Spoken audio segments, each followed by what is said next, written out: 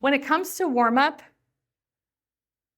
again, opposite of what I've been telling you. Everything we talk about with warm, it's almost always going to be like, don't do that with cold. And everything we talk about with cold, we're going to say like, don't do that with warm. So I told you not to use a warm-up service for warming up your domain for warm email. Use a warm-up service for warming up your domains for cold outreach. It's an internal service, if at all possible, would be best. An internal service just means that if you have a Lemlist account, they've already got a warm-up service as part of that. It's called Lemwarm.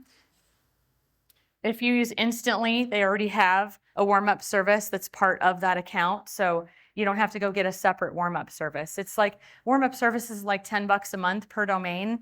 Why? Like if you can just get a tool that already has it, just save yourself the hassle. Plus you're in one place. And when you warm up, you need to warm that domain up for a minimum of 3 weeks.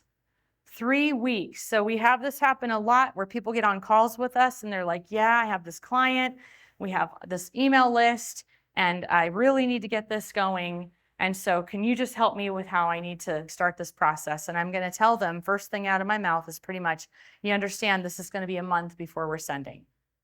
It's a month, okay? Because it's a 3-week warm up. And if you skimp on that, and I've done that with a couple of clients that we've been in a hurry with, and we've just sort of tried to sneak under the wire with maybe 2 weeks of warm up because we had a government contract date that was happening in October. And so we had to do what we had to do. It doesn't go very well for very long.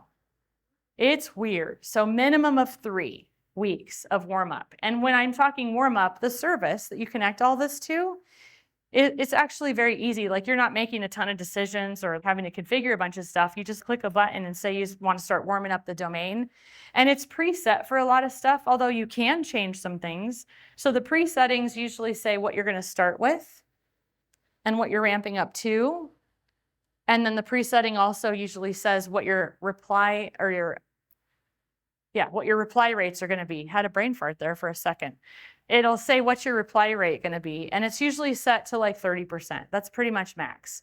And you don't want to go in there and muck with that. Like you don't want to go say, oh, I want a 40 or 50%. I want 100% replies, baby, because this sucker's going to look good to Daddy Google. No, it won't. It'll look very suspicious. Very suspicious.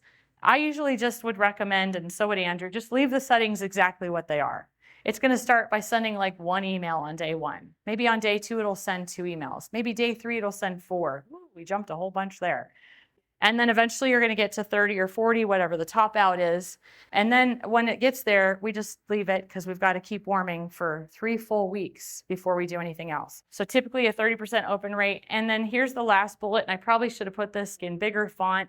Never, never, never turn off the warm-up. The purpose of a warm-up is not just to warm up the domain. It is literally to play the game. Remember I told you email deliverability is a game. Players, rules, how score is kept. Warming up skews the data in your favor. It just does. Because we've got it preset to a 30% open rate. And we have it all happening on the back end with accounts that are going to open. They're going to open and they're going to reply at that rate. And the emails are all different subject lines and different text. And so it looks, I would say it looks fairly normal. There's some weird things about it, like inside the subject line, it'll have like WUI if you're using warm-up inbox to do the warm-up. Or if you're using Instantly, I don't remember what the Instantly code is, but there's always going to be some kind of acronym or something in the subject line. So it's not like nobody knows it's a warm-up email. But it's not the same exact email going to everybody. It's different emails going to each person. And so it skews the data in your favor. It makes it look like people are actually engaging in a positive way. Now, we've just turned on warm-up. Congratulations. You've got your 10, 12, you've got your 12 domains. You've connected it all, hopefully to something that's not costing you a fortune. You've pushed the big button and gotten the warm-up going. And now while it's warming up, you have 3 whole weeks to figure the rest of this stuff out.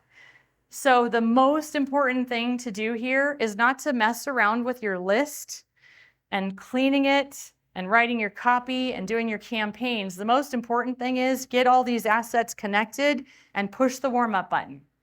because now you can take a deep breath. And while that's happening, you just spend the next 3 weeks figuring all the rest of this stuff out. Otherwise, you're going to waste a whole bunch of time. So while the warm up is going, yay, we now have to go find, go get the list. If you don't have one already, scrape it, buy it, whatever you're doing. Validate those email addresses. Run it through something like bulk email checker, fairly inexpensive in the scheme of things. And be prepared to lose a lot of those addresses, a lot. If you're using something like D7 Lead Finder to get all of your email addresses from, then you're going to you could lose 70% of that. So don't get too attached to, I have 52,000 leads and I'm so excited, because when this is all done, you might only have 18,000. And that's okay. Only send to the ones that passed. And we're not messing around with the unknowns anymore. We're done with that. Warm email, maybe. Cold email, no. We just set all the unknowns aside. And we also will consider not sending to Yahoo. So that includes all of these ymail.com, yahoo.com, aol.com, verizon.net. That's all Yahoo. Recommendation, word on the street, you're asking me that's doing cold email for a while. They're basically going to say a lot of times we just take all those out. So we take out all the ones that were unknown. If obviously we're not sending to the failed, then we take out all the Yahoos. That's how your list goes, tiny little thing. Just be prepared for that. Now we can write some copy. And our goal with copy is just to start a conversation. We talked about the priority. Is the priority to sell something, or is it to give value? And I would just encourage you to use it as an opportunity to give value, but with the context of starting a conversation.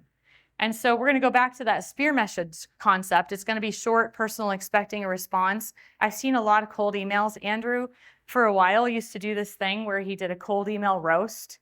Oh my gosh, that would make a fabulous newsletter. Swear to God. He would take these cold emails that he was getting, or people he was working with, or maybe a competitor or something like that. And he would put the cold email in his email, and he would just tear it apart. And he would say all the things, that were wrong with it. Even his own, by the way. It wasn't just to roast other people. He would roast his own emails if something doesn't go right, because he's always testing too. Like, here's why this went wrong. So short, personal, expecting a response. And the context for sending an email is the first part. Why am I sending you an email at all? Which usually is going to be, hopefully it's not too cheesy. It's not like, hey, found you on LinkedIn. You got to get a little bit more jiggy with it than that. But there's got to be some kind of a context for sending the email. We had a client that was in the financial advisor space, and they had a cold list of advisors because they have this whole regulatory thing and they can get the list. They had to pay like $25,000 to get access to this registry. And it was worth it for them. But anyway, so they got all these, financial advisor email addresses. Well, now they're getting ready to send. And so it was basically like, hey, I noticed that I can't remember exact words, but it's like, I noticed that you're a financial advisor just like me. And then the second piece is a specific reason for this email. And the reason was because the financial advisors at that time anyway were struggling with a new offer, a new type of offer that they could do. It was a newfangled fancy thing they could do with all of us. A lot of financial advisors don't know how to do it.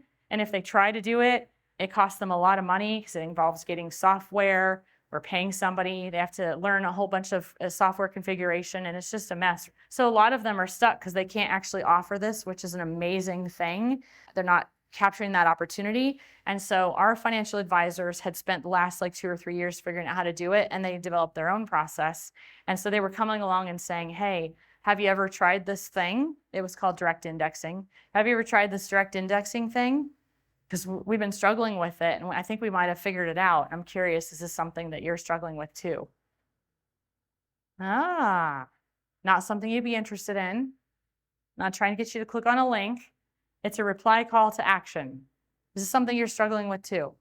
And of course, if you're a financial advisor and you feel like a real bona fide FA, whatever, I don't know their initials or acronyms, but if you feel like somebody just like you is reaching out and going, man, I was struggling with this thing. Are you struggling with it too? Heck yeah, I'm struggling with it. I'd love to know what you figured out. Now let's look at the numbers. For opens, and you might be surprised at this, shoot for 40s. The 40s, 50s, and 60s is a thing even with cold outreach. I am not joking. I was shocked. I was expecting teens, 20s. If you're seeing those numbers, guess where all your emails going? Spam. All right. Replies, kind of a weird thing. Average replies is 0.01. Sorry, it should be 0.1. 0.1 to 1%. I got that 0 in the wrong spot. 0.1 to 1% is an average reply rate on something like this. It's not huge, but remember, we're talking to a bunch of people who are not expecting to hear from us and maybe don't want to. For bounces, I'm just going to say hopefully this list validation makes that not a problem for you. If you have too high of a bounce rate, that might be because you didn't clean your list very well or at all. I work with people all the time who pull a list from somewhere and then they just send. And they have this horrible bounce rate and everything goes burning, crashing to the ground and they wonder why. And all we needed to do was just make sure we cleaned the list before we actually started sending. So the bounce rate is kind of irrelevant if you're doing that. Complaints, just be prepared to tweak that copy for 2 or 3 weeks. This is not a short-term kind of a thing. This is a long game because it's going to take you a month from the time you say, I want to do this, and you start actually going through the steps before you can even send. Then once you start sending, you are sending slow and methodically, and you're watching to see how people are responding. And over the next 2 to 3 weeks, you're making iterative changes, one tiny little tweak at a time to just see, can I bump this a little bit? Can I bump that a little bit? And I don't think I put this on here, so I'll just add it while we're talking about this slide. But when we start to send cold outreach, and I told you warmed up to like 30 to 40 a day, and you're not turning that off, my recommendation would be to add cold outreach on top of it to the tune of maybe 30 or 35 a day. So now you're up to like 60 to 65, maybe 70, 75 emails total for that domain. You can go higher. So the 1,000 per domain per month, what I was giving you the math on, was based on if you're sending 50 cold outreach 5 days a week for the month, which is about 20 days. So that's the 1,000 a month. And so I wouldn't want to go over 50 a day on my cold outreach. And remember, that's on top of the warm that's going out. So you may be up to about 90, and 100 is kind of one of those lines you want to be careful with. Just remember, this whole thing is a game. It really is the players and the rules and how score is kept. And the last thing I want to leave you with is this lesson is as good as today, because this game changes daily. And that's one of the reasons that I don't personally enjoy playing this game, because I don't like having the rug pulled out from under me on a whim on just Tuesday. Because we have clients that we had clients that were doing this, and Andrew had trained us well, and we were doing all this stuff. It was awesome. And then one day somebody's getting a bunch of whatever types of email accounts, and all of a sudden we get to number 8, and all 7 of the ones we bought previously just got shut down. We haven't even set them up yet. Oh, well, you can't use Google anymore. Use Zoho. Emailer Lite. Awesome. We moved over to Zoho. We started doing everything on Zoho. A few months later, guess what Zoho did? Whole thing went to smithereens. And now we're having to go to Outlook. All of a sudden, Andrew's telling everybody we're going to use Outlook. And this whole thing's just going to keep going. He's been doing it for 16 years. It is not new. He laughs at me when I tell him how frustrated I am with this whole thing. He thinks it's funny. You know, I said I was competitive. I am competitive. But I don't want to hurt myself on purpose. Andrew can play that game, and if any of you are interested in talking with him, I'm happy to, send you his direction. I don't need to make anything off of it. I just want to make sure that you get the help you need, and I'm not your huckleberry on that one, past what we just kind of talked about. So the game changes daily, and have fun with that.